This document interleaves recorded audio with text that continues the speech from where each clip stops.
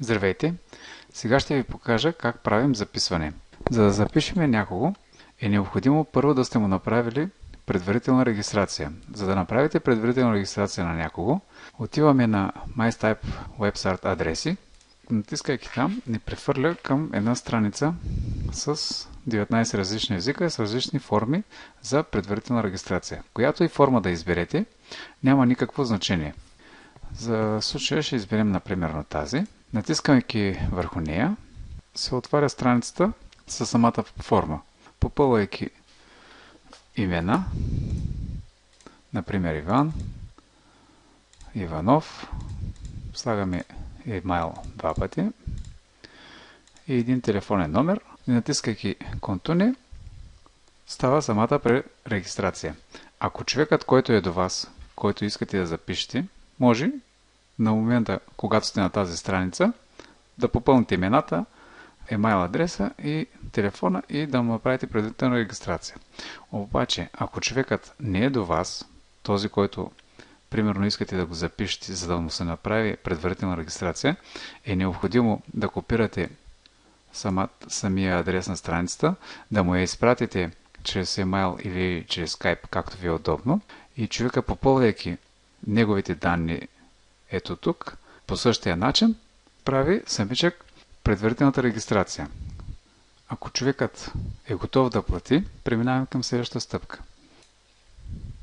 Ето го името на човека, на когото сме направили предварителна регистрация. Иван Иванов, името неговото, неговия ID номер. И ако човекът е готов да плати, преминаваме напред. Натискаме Join. Отваря ни се следващата страница, където са готови данните. Тук трябва да се постави самия телефон. На username измислите едно име, каквото и да е. След самата регистрация можете да го смените, ако не ви харесва. На полето Неопаспорт се слага парола, още веднъж паролата и преминаваме надолу.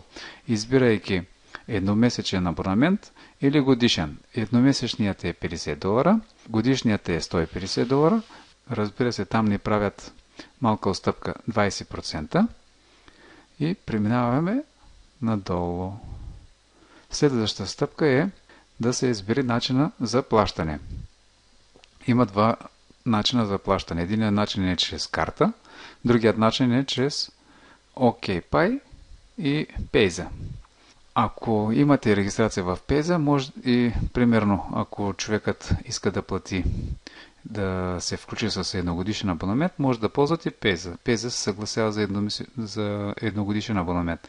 А ако е едномесечен абонамента, не става с Payza, става с карта.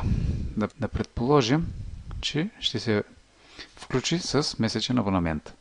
Оставаме метода за плащане с кредит карт, независимо каква е картата. Става с абсолютно всяка една карта, на която пише Visa или MasterCard. Независимо каква е кредитна, предплатена, разплащателна сметка или каквато и да е карта. Записва се името на банката, на самата карта, както е написана. На кредит Card Type избираме каква е картата, например Visa. На Credit Card Number, знаете, поставят се 16-цифрения номер без празни места между цифрите. До кога я важи картата? Трицифреният код, който се намира на гърба на самата карта. На кредит карта адрес поставяме, се записва адреса, на който живееме, улицата, на City, естествено града, на Стат провинс, тук се записва БГ, след това пощенския код, накрая държавата, в която живеем. Отбелязваме и двете квадратчета, че се съгласяваме, натискайки Submit, при положение, че системата приеме картата и начина на плащане, е готово самото регистриране.